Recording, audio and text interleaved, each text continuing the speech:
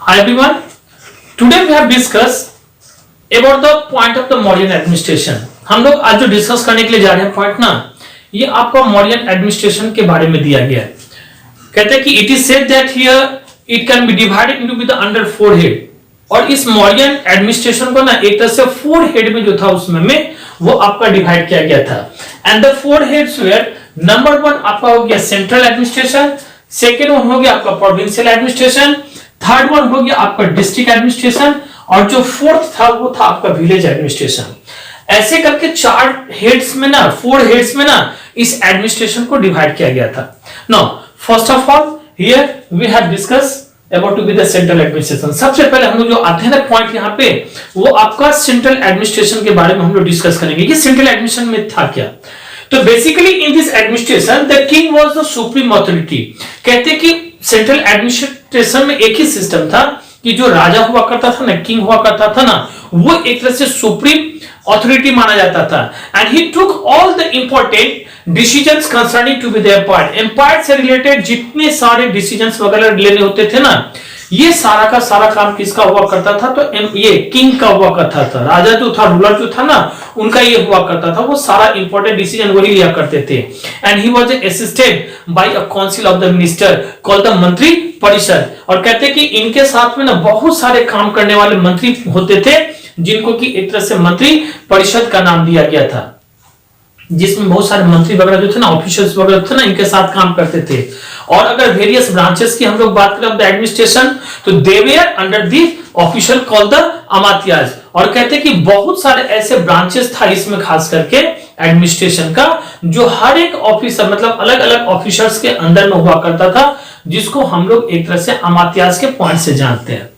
Second जो है आपका ये सेंट्रल का तो हो गया। अब आते हैं हम लोग प्रोविंशियल एडमिनिस्ट्रेशन में। प्रोविंशियल एडमिनिस्ट्रेशन किस तरह का था? तो empire was divided with the provinces. कहते हैं कि एम्पायर को ना उस समय में डिवाइड किया गया था, वो भी प्रोविंसेस के अंदर में। And each headed by a prince. हर एक एम्पायर में जो था वो हेड किया जाता था किसके द्वारा? तो प्रिंस के द्वारा, मतलब राजकुमार के द्वारा। And he ruled to the provinces as a representative of the king and was assisted by the many officials। कहते हैं कि ये प्रिंस जो हुआ करते थे वहां पर में ना काम जो करते थे ना, रूल जो करते थे ना, वो एक तरह से रिप्रेजेंटेटिव एज अ किंग के रूप में, मतलब राजा के रूप में वो वहां पर में रिप्रेजेंटेटिव हुआ करते थे। और इतना ही नहीं बल्कि इनके साथ में बहुत सारे ऑफिसर्स वगैरह भी यहां पर में काम किया करता था। तो ये पॉइंट हम लोग ने किसके बारे में डिस्कस किया अभी?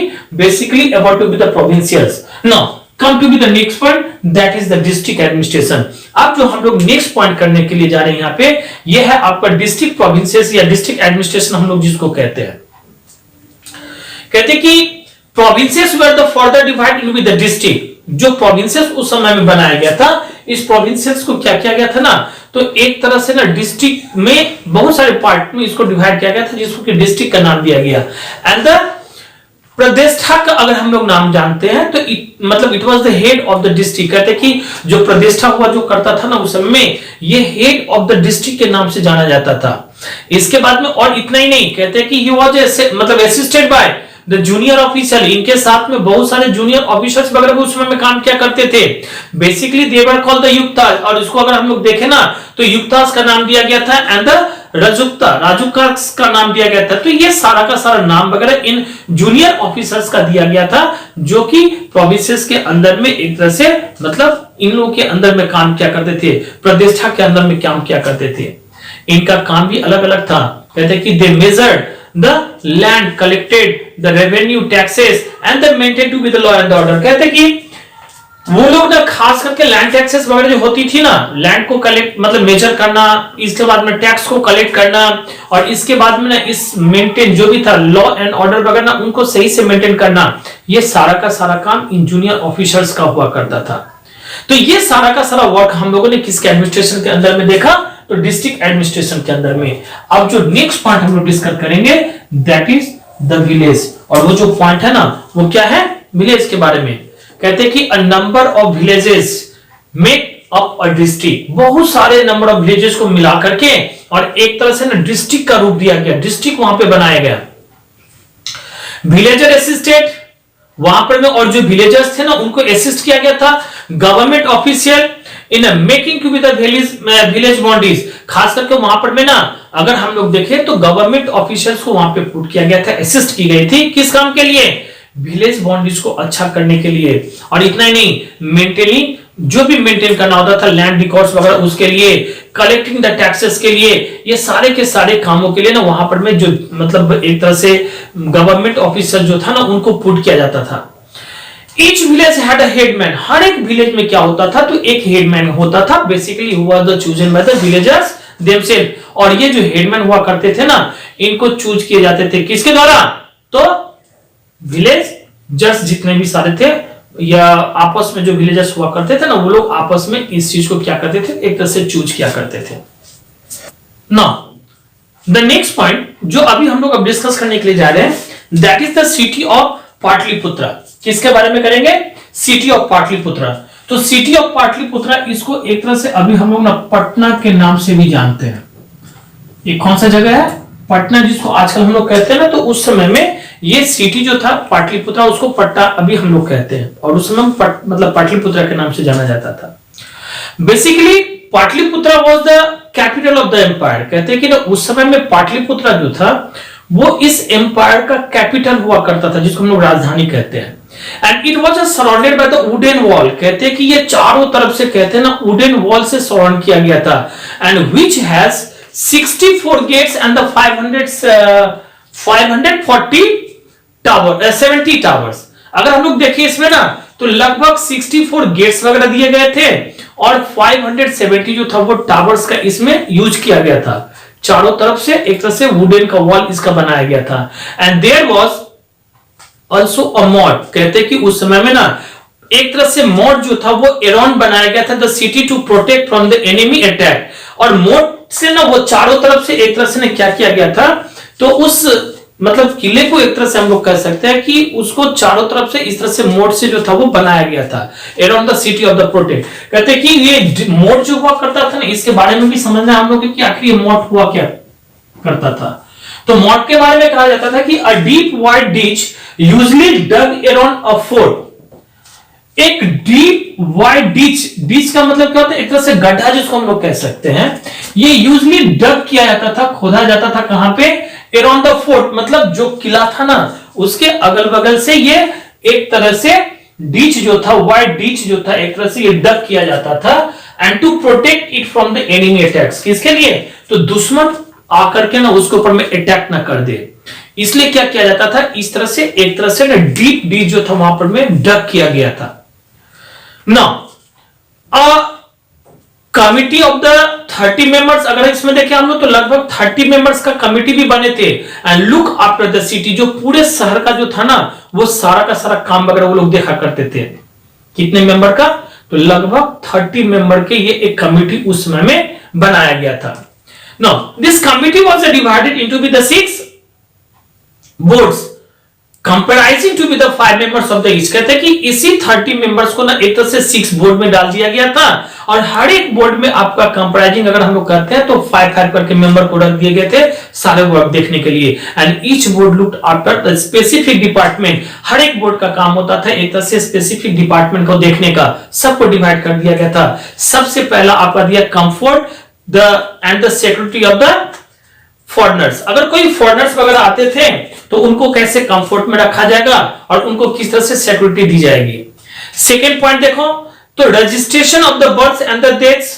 जितने भी उस समय में बच्चे जन्म लेते थे, चाहे बूढ़े जो कोई भी डेथ करते थे ना, तो उन लोगों को क्या किया जाता था? एक तरह से सभी का रजिस्ट्रेशन हुआ करता था, बर्थ का भी और डेथ का भी।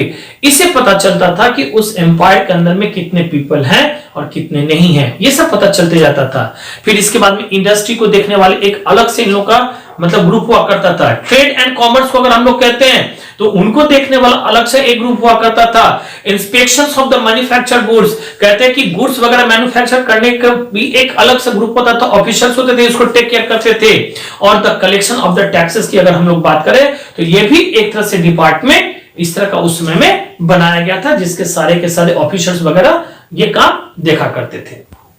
Next point which we have discussed here, that is the army। कहते हैं कि अब जो अगला पॉइंट हम लोग डिस्कस करेंगे वो अबाउट द आर्मी। आर्मी का क्या था? वहां पे आर्मी के सिस्टम वगैरह क्या थी मौर्यन एडमिनिस्ट्रेशन के समय में, वो सब सारा का सारा चीज हम लोग पढ़ेंगे। कहते हैं कि the Mauryans had the large standing army, कहते हैं कि मौर्यन के पास में जो था ना वो बहुत बड़ा सा लार्ज स्टैंडिंग आर्मी हुआ करता था, एंड व्हिच इंक्लूडेड, जिसमें आपका सभी के सभी कौन कौन हुआ करते थे, तो इन्फेंट्री से लेकर के, कैवेलरी से लेकर के, elephants, chariots and a navy, इतने तरह के आर्मी इनके पास में हुआ करता था। तो सबसे पहले यहां पर मैं इन्फेंट्री और ये कैवेलरी के बारे में हम लोग समझते हैं कि आखिर ये हुआ कौन करता था। तो हम लोग आते हैं सबसे पहले इन्फेंट्री के बारे में, फिर आएंगे हम लोग कैवेलरी के बारे में। इन्फेंट्री का मतलब दिया कि the branch of an army, कहते हैं कि एक तरह से ब्रांच ऑफ आर्मी हुआ करता था उस समय में। The branch of an army compose on the soldiers train, और ये एक तरह से ना इसमें ऐसे सारे सोल्जर्स वगैरह कंपोज किए जाते थे जो ट्रेंड हुआ करता था to fight on the foot, मतलब पैदल, एक तरह से सैनिक जिसको हम लोग कह सकते हैं ना, उनको एक तरह से इन्फेंट्री का कहा गया था। तो इस इन्फेंट्री के अंदर में आपके ब्रांच ऑफ आर्मी हुआ करते थे या बंच ऑफ आर्मी हुआ करते थे, जो कि एक तरह से सोल्जर्स वगैरह, उसमें ट्रेन सोल्जर हुआ करता था जो खास करके फुट के ऊपर में वो लोग, यानी कि पैरों पर वो लोग लड़ाई कर सकते थे। सेकेंड अगर हम लोग पॉइंट करें ना, तो वो आता है आपका इसमें कैवेलरी के बारे में। तो कैवेलरी का मतलब यह है कि soldiers who fight on the horse back, खास करके वो सोल्जर्स जो आपकी लड़ाई करते थे किसके ऊपर में, तो हॉर्स बैक पर, मतलब क्या, घोड़े के मतलब ऊपर चढ़ के, मतलब जो लड़ने वाला सैनिक हुआ करता था जिसको हम लोग घुड़सवार कहते थे। तो इस तरह से ये सारा का सारा जो था वो सिस्टम वगैरह था। इसके साथ में आपका एलिफेंट हुआ करता था, चैरियट्स हुआ करते थे, नेवी वगैरह भी हुआ करते थे। A separate department look after the production of the weapons, कहते हैं कि एक तरह से सेपरेट डिपार्टमेंट हुआ करता था जो सारा का सारा पूरा का पूरा प्रोडक्शन उस समय में ना, जिस तरह से इक्विपमेंट की हुआ करती थी, वो पूरा का पूरा वो सारा इक्विपमेंट का सिस्टम वगैरह क्या था, नहीं था, कैसे प्रोडक्शन होता था, वो सारा वो अपना सेपरेट डिपार्टमेंट के जो पीपल होते थे वो लोग देखा करते थे, आर्मी लोग जो होते थे वो लोग देखा करते थे। नौ, इसके बाद में कहा गया कि द सेनापति was the head of the army, और जो सेनापति हुआ करता था उस समय में, इनको एक तरह से हेड ऑफ द आर्मी कहा गया था। And though the king himself led to the troops of the war, और वैसे तो लड़ाई के समय में राजा जो हुआ करता था ना, वो खुद ही उस आर्मी का या जो भी सोल्जर्स होते थे वॉर के समय में, वो खुद अपना उस ट्रूप्स का जो था वो लीड किया करते थे, सबसे लीडर वही हुआ करते थे, वही उन्हीं के साथ चलते थे। The army was equipped with the weapons, कहते हैं कि उस समय में आर्मी के पास में जो वेपन्स हुआ करता था ना, जिसमें आपका बोस का नाम दिया गया, एरोस का नाम दिया गया, स्वॉर्ड्स का नाम दिया गया है, इसके बाद में आर्मर्स एंड द शील्ड्स, ये सारे के सारे चीज हुआ करते थे। And the army defended to be the empire from the enemy attacks, इतना ही नहीं, आर्मी का काम भी हुआ करता था कि जो भी दुश्मन वगैरह अगर मान लिया कि उस एम्पायर पर में आता था लड़ाई चढ़ाई करने के लिए, अटैक करने के लिए, तो उनको वो एक तरह से डिफेंड किया करते थे। And also maintain the law and order, और इतना ही नहीं बल्कि लॉ एंड ऑर्डर को भी वो मेंटेन किया करते थे उस समय। द सोल्जर्स की अगर हम लोग बात करें या ऑफिसर्स की अगर हम लोग बात करते हैं ना, तो basically the officers and the soldiers were the well trained, कहते हैं कि उस समय में ये लोग ना वेल ट्रेन्ड हुआ करते थे और रेगुलरली पेड, इन लोगों ने एक तरह से रेगुलरली क्या किया जाता था, पेड किया जाता था। तो यहां तक आज हम लोग ने इस वीडियो में किया है।